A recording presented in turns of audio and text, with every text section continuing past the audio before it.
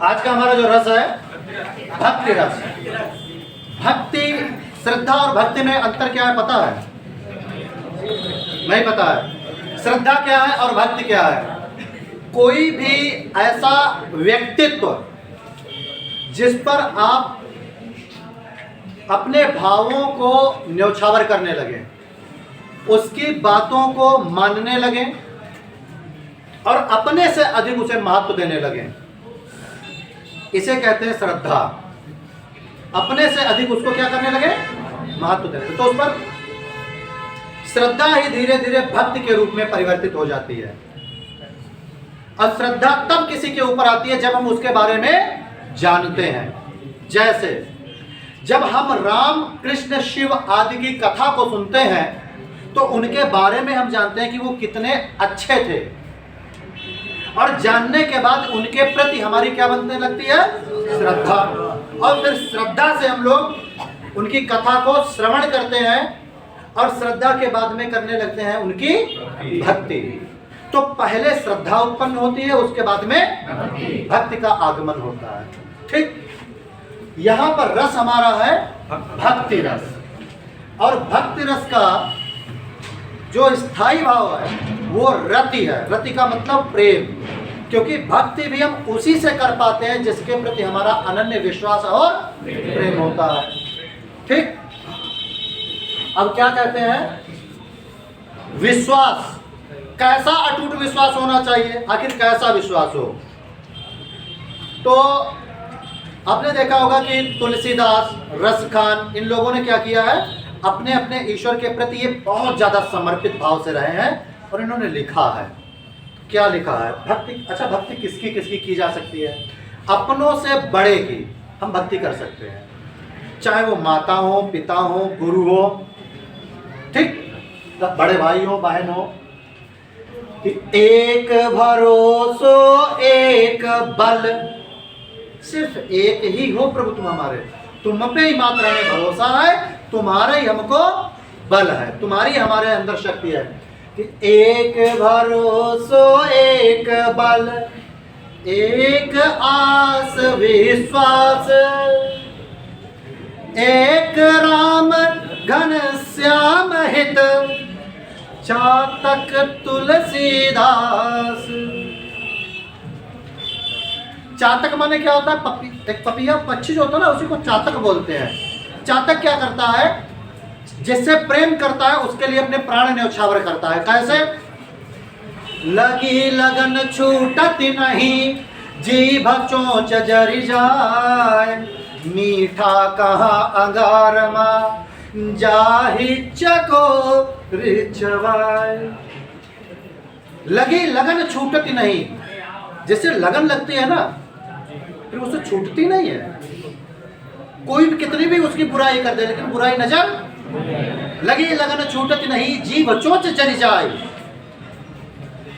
जीभ और चोंच, अंगारा खाने से जीभ और चोंच दोनों जलती हैं, लेकिन ना लगी लगन छूटती नहीं, जीभ चोंच जरी जाए। और मीठा कहाँ? अंगार में।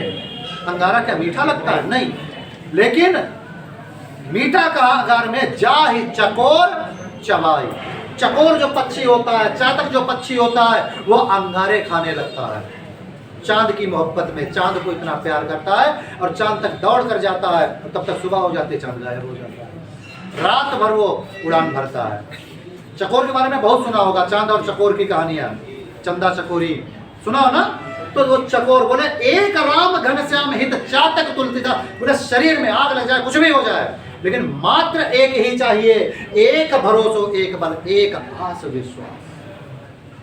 मुझे सिर्फ राम चाहिए और कुछ नहीं चाहिए। तब कहा है और कैसे? राम की वंदना कैसे की और गुरु की वंदना कैसे की है? भगवान की वंदना से अधिक ज्यादा अधिक महत्व दिया गया है किसको? गुरु को। क्योंकि भगवान का तो वर्णन भगवान का नाम लेकर कर दिया जाता है, लेकिन गुरु का वर्णन कैसे किया जाता है? आओ गुरु की महिमा को जानते हैं। अब क्या कहा है यहाँ पर? बोले बंदा गुरु पद पदुम परागा, सुरुचि सुहास सरस अनुरागा, अमिय मूल मैं चूरन चारु समन सकल भवरुजे परिवार। क्या कहा? बंदहु गुरु पद पदुम परागा।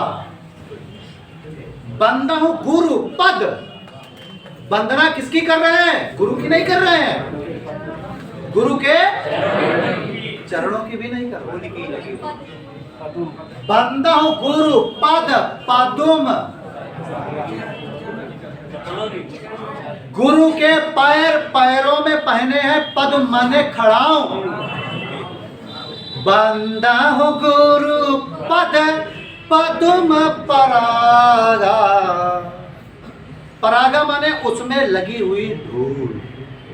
क्या बात है! गुरु के पैरों में पड़ी हुई खड़ाऊ, खड़ाऊ में लगी हुई धूल, वो धूल इतनी महत्वपूर्ण है। पद 500 पद में लगी हुई धूल इतनी कीमती है। बोले सुरुचि सुवास, सुरुचि पूरी रुचि के साथ में, सुवास सुंदर आस को लिए हुए, सरस पूरे आनंद के साथ में, अनुराग पूरे प्रेम के साथ में। उस धूल की वंदना ऐसे की जा रही, सोचो गुरु के प्रति क्या श्रद्धा होगी, जो पैर में पड़ी हुई खड़ाओं की धूल है। उस धूल की जब ये महत्ता है तो गुरु की महिमा का वर्णन क्या हो। अभी गुरु महिमा नहीं कही है। बंदहु गुरु पद पदुम परागा सुरुचि सुवास अमीय मूरी मैं। अमीय, अमीय का मतलब होता है अनंत। मजा तो तभी है, आधा हम गाए तुम पूरा कर दे। अमीय, अमीय का मतलब जानते हो? अरे एक एक चौपाई का आप हमको कहो तो गुरुजी रामचरितमानस सुनाते हुए एक चौपाई पर ऐसे तुम्हें मस्त करूं। बोले अमीय मूरी मैं, इस तरह कहते हैं तुम्हारी जड़ सहित तुम्हें उखाड़े है। मूरी माने मूली को जो उखाड़ो पूरी जड़ निकल आती है, हाँ या ना? अमीय माने अमृत और अमीय माने अनंत, दो अर्थ। बोले अमीय मूरी माय, बोले जितनी भी अनंत जितनी व्याधि है अनंत, मूरी माय कतई जड़ से। चूरन चारु, तुम्हारे पैर में लगी हुई जो धूल है ना, वो ऐसा चूर्ण है। चारु माने सुंदर, चारु चंद की चंचल किरणें। चारु माने सुंदर, चारु लड़कियों का नाम भी होता है। चारु माने बोले जितने भी संसार में व्याधियां हैं उन सबको जड़ सहित उखाड़ लेते हैं। कौन कौन उखाड़ने में समर्थ है? जड़, वो समस्त व्याधियों को दूर करने में कौन समर्थ है? प्रभु के, गुरु के पैर में पड़ी खड़ाओं के लगी हुई धूल, वो चूर्ण। जो चूर्ण कैसा है? चारु माने बहुत सुंदर है, वो चूर्ण उनको सुंदर नजर आ रहा है। समन सकल भव रुज परिवार। रुज माने होता है दोष, व्याधि, कष्ट। रुज माने कष्ट, संकट। समन, समन माने खत्म कर देते हैं पूरे, मतलब जितनी ज्यादा हो, चाहे जितनी ज्यादा हो। शमन संपूर्ण, शमन कर देते हैं। सकल माने सभी, समन माने खत्म करना, सकल माने संपूर्ण, भव माने कष्ट, रुज माने व्याधियां, परिवारों माने इनका पूरा खानदान नष्ट कर देते हैं। मतलब पैर में लगी हुई जो खड़ाओं का धूल है, वो धूल इतनी महत्वपूर्ण है कि उस धूल की अगर केवल वंदना कर लो, उस धूल को अपने मस्तक पर लगा दो, तो संसार की जितनी भी व्याधियां हैं वो सब उसी क्षण पूरे परिवार के साथ नष्ट हो जाती हैं। अकेली ना है, जुड़ा हुआ पूरा खानदान खत्म। ये पंक्ति है। आगे क्या कहा है गुरु? ये पहली चौपाई है रामचरितमानस की, प्रथम चौपाई। प्रथम चौपाई में गुरु के चरणों में लगी खड़ाओं की धूल की जो वंदना की है। आगे जब लिखते हैं क्या, हनुमान चालीसा, हनुमान चालीसा में भी गुरु की वंदना करते हैं। क्या कहते हैं? श्री गुरु चरण सरोज रज निज मन मुकुर सुधार,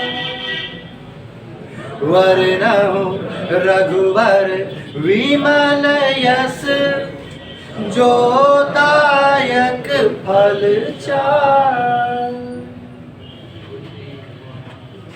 श्री गुरु चरण सरोज रज, फिर से पैरों की नहीं, सरोज रज।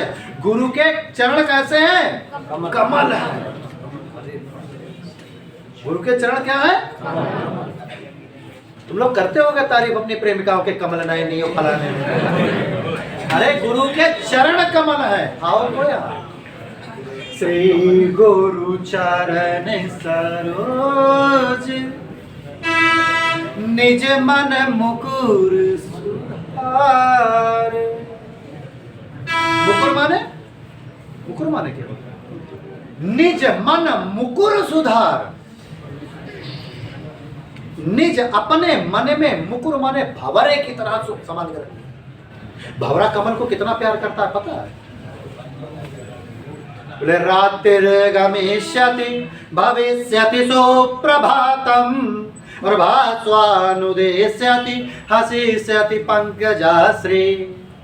इत्थं विचिन्तयति कोशगते द्वारेपे, हा हन्त हन्त नलिनी गजौ जहारम।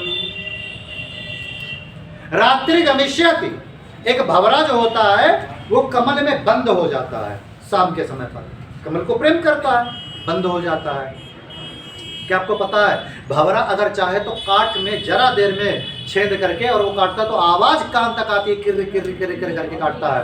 काट कर जरा देर में, मतलब बांस को, काठ को, लकड़ी को काट कर आर पार कर देता है। हाँ या ना?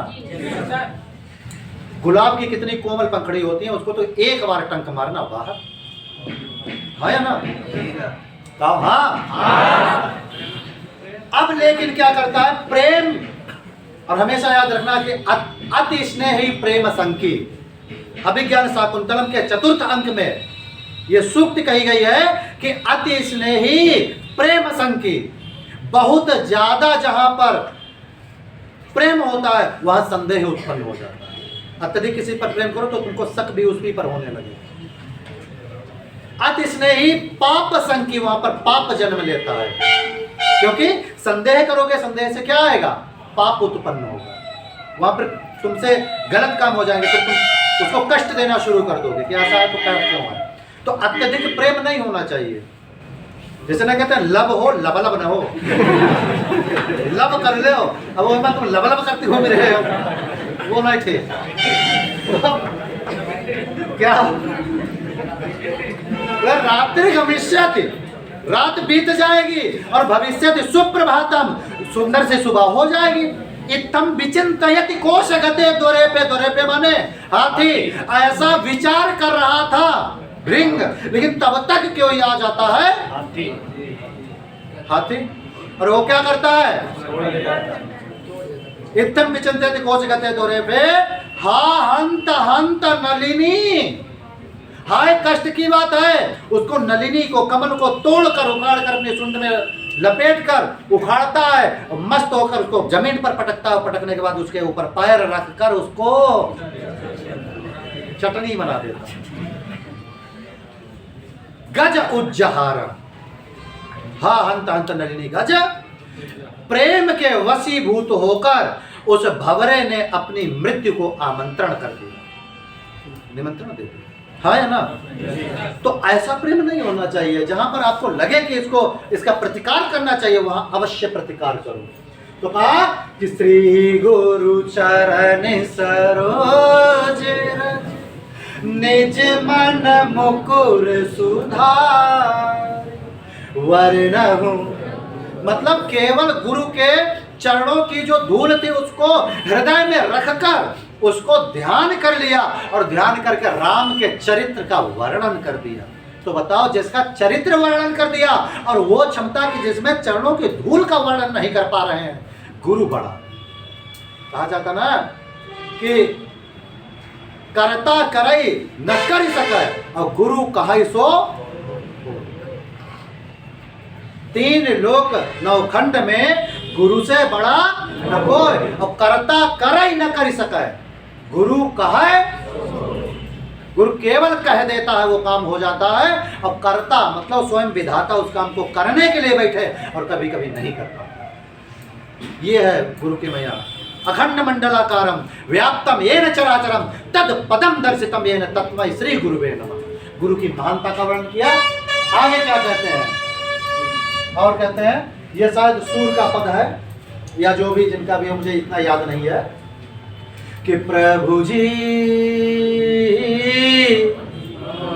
तुम चंदन हम पाए, जाकी गंध अंग अंग समानी, प्रभु जी तुम चंदन।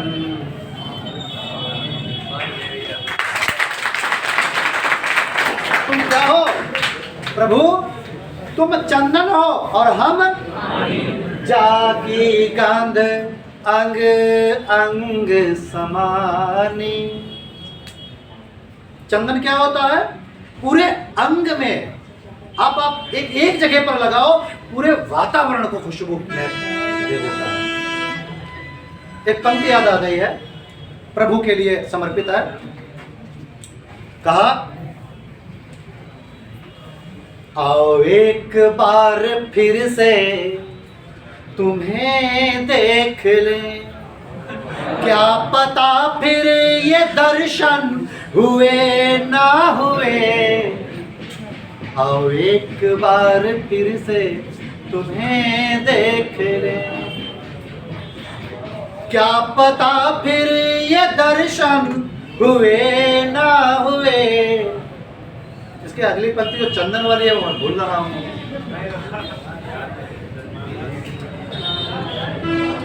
पास आ, अगली पंक्ति है, भैया उसे खोल दो।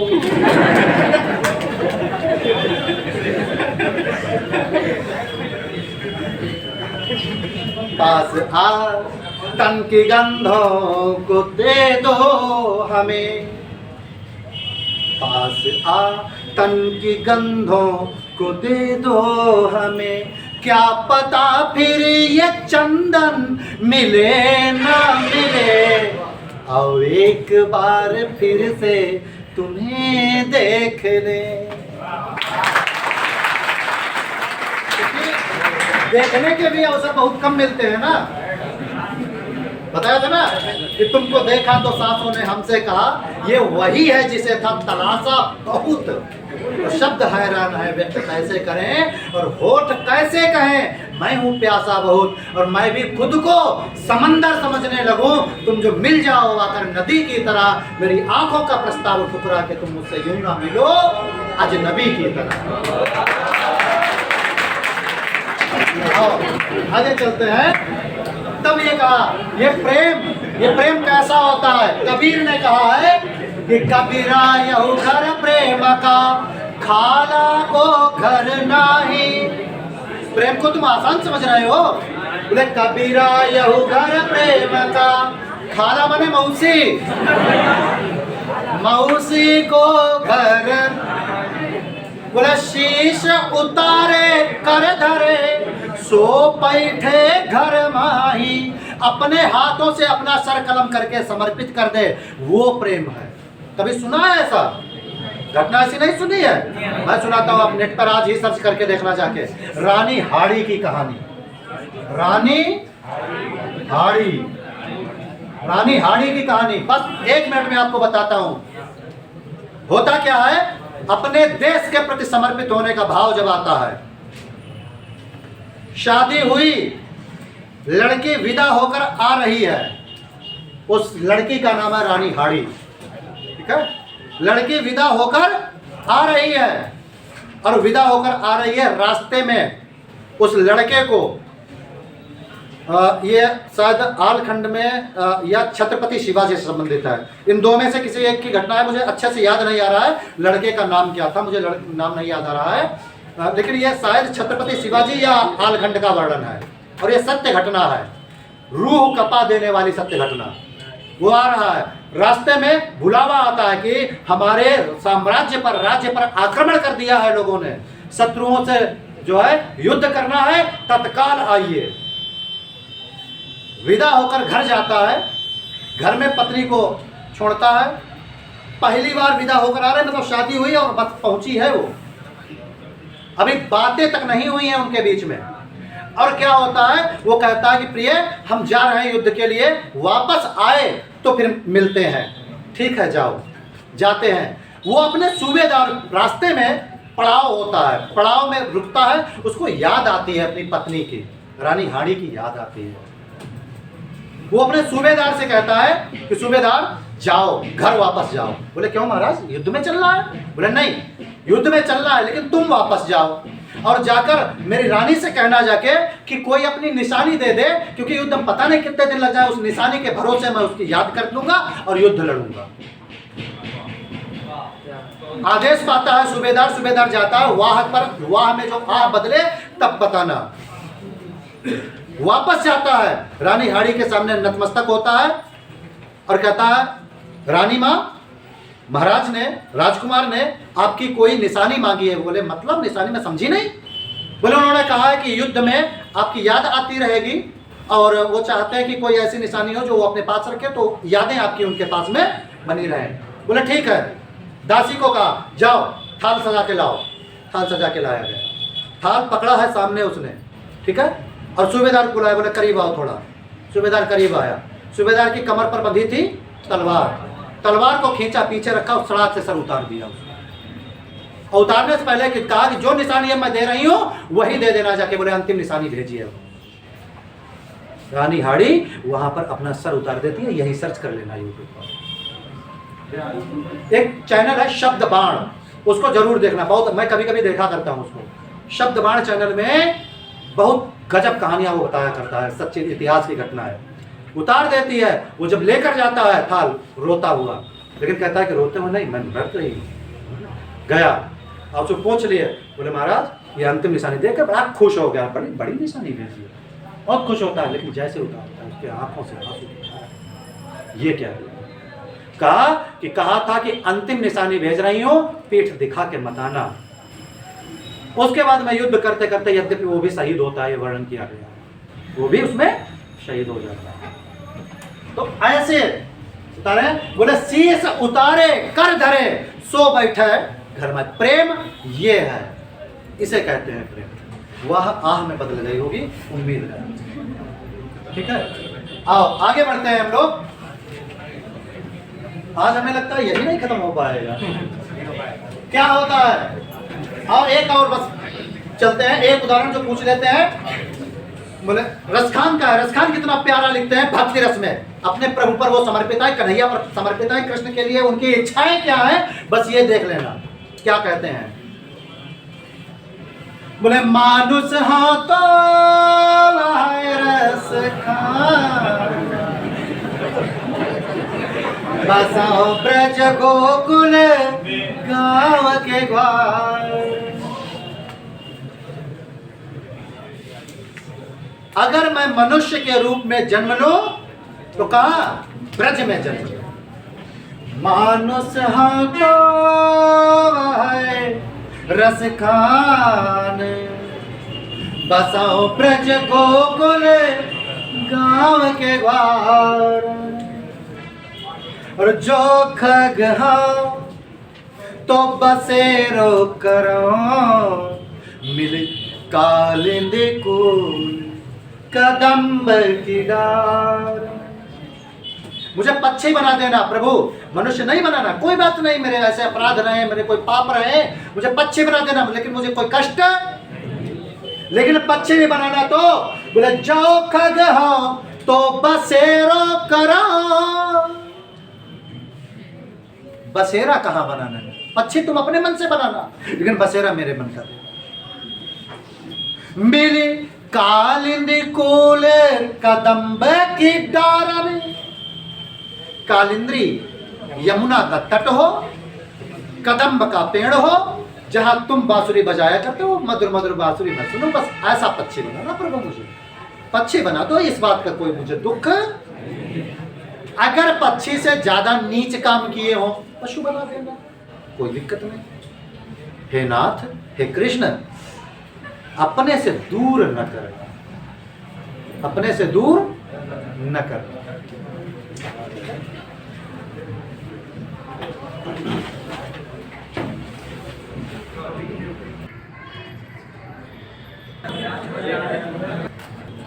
तो होता क्या है, वो कहते हैं अगर मुझे पक्षी बनाना है तो कहां का, यमुना नदी के तट का किनारा हो, मुझे वहीं पर का पक्षी बना देना। और अगर मुझसे कोई ऐसी गलती हुई है कि जो मुझे पशु बनाना हो, नहीं, अगर तुमको तुम्हारी इच्छा है मुझे अच्छी योनि में डालने का, तो उससे भी प्रभु मुझे कोई भी तकलीफ नहीं है, लेकिन नाथ मुझे अपने से दूर।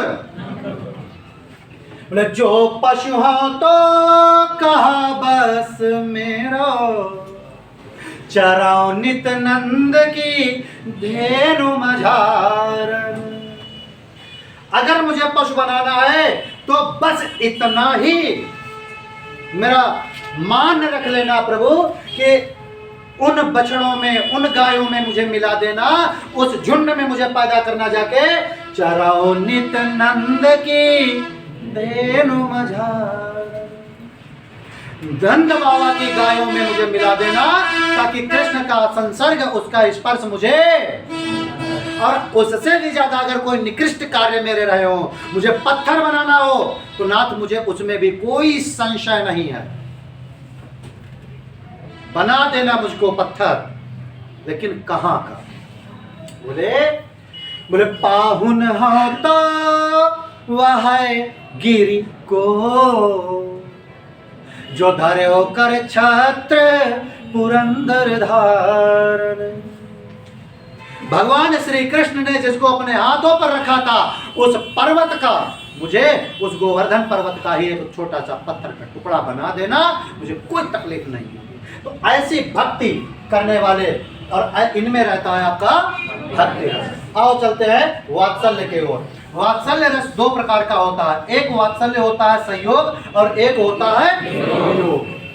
जैसे कि आपका श्रृंगार संयोग और वियोग होता है, उसी तरह से वात्सल्य भी संयोग और वियोग होता है। क्या होता है यहाँ पर, संयोग कब होता है, जब माँ की गोद में बच्चा खेल रहा हो, और वियोग जब होता है जब माँ की गोद से बच्चा दूर हो और माँ उसको खोजते घूम रही हो, वो वियोग की अवस्था होती है। क्या है, पहले संयोग पढ़ते हैं। क्या कहा कि मैया मोरी मैं नहीं माखन खायो, ग्वाल बाल सब पीछे पड़ी गए, बरबस मुख लपटायो, मैया मोरी मैं नहीं माखन खायो। अरे माँ, मैंने मक्खन नहीं खाया। अच्छा, यहाँ पर वात्सल्य है कहाँ पर? वात्सल्य होता है बच्चों की दंतुरित मुस्कान, उसकी मतलब ऐसा झूठ बोलना जो तुरंत पकड़ लिया जाए। तुम माँ मुस्कुराते बोले तुम बोल रहे हो पहले बच्चा, उसके दंतुरित मुस्कान, उसकी कलरा पानी में छप छप करके खेलना, तो ये सब खेलना, आपस में किलकारियां भरना, एकदम माता पिता को देखकर जो एकदम से बच्चा एकदम खुश होकर किलकारियां भरता है, उसको देखकर जो आनंद आता है वो वात्सल्य है।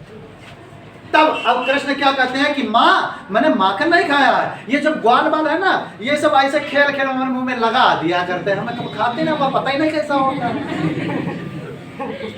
ग्वाल बाल सब पीछे पड़ी गए, पीछे पड़ी गए। अब बराबर सब मुगला हम मुंह बंद करवाए में लगा है, जैसे ना केक काटते हैं पूरा हमारे एकदम शान देते हैं, बराबर से मुखला पिटायो।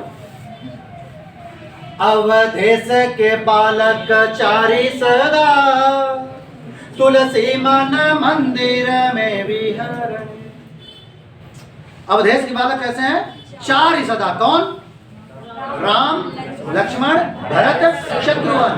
ये अवधेश के बालक चार ही सदा तुलसी मन मंदिर में, ये तुलसी के मन मंदिर में हमेशा विहार करते रहते हैं। बरदंत की पंगति कुंद काली, आधर पल्लव खोलन की, नेव छावर प्राण कर तुलसी, बलि जाऊं लाला इन बोलन की। तुलसी इन पर क्या करते हैं? अपने प्राण न्यौछावर करते हैं। और कैसे प्राण न्यौछावर करते हैं? कहा कि श्याम गौर सुंदर दो जोरी, निरखत छवि जननी तृण तोरी। कबहु उछंग कबहु वर पालना, मातु दुलारती कही प्रिय ललना। श्याम गौर सुंदर दो जोड़ी, श्याम माने राम, गौर कौन है? लक्ष्मण। श्याम गौर सुंदर दो जोड़ी, निरखत छवि जननी तृण तोरी। जननी का मतलब होता है जो जन्म दे, उसे जननी कहते हैं, माँ। और तृण तोरी, माँ भी अपने बच्चे को देखती है तो घास का तिनका सामने रखकर, क्यों? सीधी नजर पड़े तो क्या पता माँ की नजर, इसलिए नजर न लगे तो एक घास का तिनका। निरखत छवि जननी तृण तोरी, तो कबहु उछंग कबहु वर पालना, माँ तो दुलारती कही प्रिय ललना। ऐसा आनंद है। और क्या कहा है? जब कृष्ण की बात आती है और सूर्य जी वो कहते हैं कि दूरी भरे अति शोभित श्याम जो तैसी बनी सिर सुंदर चोटी, खेलती खाती विरती आंगन पग पंजनी बाजती पीरी का चोटी, बाछवी को रस खान विलोकती वारती काम कला निधि कोटि, कागे के भाग बड़े सजनी हरि हाथ से लाई गयो माखन रोटी। यहां पर भी वात्सल्य का प्रयोग किया है और वियोग वात्सल्य क्या है, माँ कैसे अलग होती है। तो जिस समय पर कृष्ण कहाँ है? मथुरा में है, और उद्धव आते हैं वृंदावन, और उद्धव किससे मिलते हैं जाके? यशोदा से। कृष्ण कहते हैं कि मेरी माँ का भी हालचाल वहां से लेकर, और कृष्ण की जन्मदायिनी माँ कौन है? देवकी। और देवकी कहाँ है? मथुरा में। अब यशोदा को जब मिलने आते हैं उद्धव, तो यशोदा उद्धव से कहती है, क्या कहती है? वो अपने भाव को प्रकट करे, क्योंकि उसने पाला है, और पाले हुए बच्चे से अब वो दूर है, और बच्चा भी कृष्ण है, तो स्वाभाविक प्रेम है। तो प्रेम में वो कह क्या रही कि उनको वो समझाती हैं पद्य में कि वो सुबह सुबह माखन रोटी खाता था, तो देवकी से कहना कि माखन रोटी दे दिया करें, शाम को बड़ा नटखट है वो वैसे ही सो जाता है तो उसको उड़ा दिया करें। तो ये सारी छोटी छोटी बातें आज कहती हैं। तो वो किस भाव से कहती है, वो भाव देखना। संदेशो देवकी सो कहियो, हाँ तो धाय तिहारे सुत की, दया करती ही रहियो, संदेशो देवकी सो कहियो। ये संदेशा मेरा देवकी से कह देना जाके कि तुम्हारे धाय, धाय माने पुत्र, पन्ना धाय सुना होगा। हाँ तो धाय तिहारे सुत की, धाय माने दासी, मैं दासी ही हूं, मैं एक धात्री हूं उसकी, तुम असली माँ हो, लेकिन फिर भी मैं तुमको समझा रही हूं, क्योंकि मैंने उसको हाथों से पाला। तो जहां पर ऐसा कोमल भाव होता है वहां पर वात्सल्य रस होता है, और शांत रस की ओर चलते हैं। या हमें लगता है शांत रस गुरु भी खड़े हैं, वो नहीं, इसको हम फिर यही बताएंगे। ठीक है, नोट कर लेना इसको। और जो आपने मुझे इतना प्यार दिया उसके लिए बहुत बहुत धन्यवाद। अगर आप लोग चाहोगे तो इसी आनंद के साथ पढ़ाऊंगा, और नहीं तो बिल्कुल रूखे भाव से पढ़ा दूंगा, कोई हमें मतलब नहीं।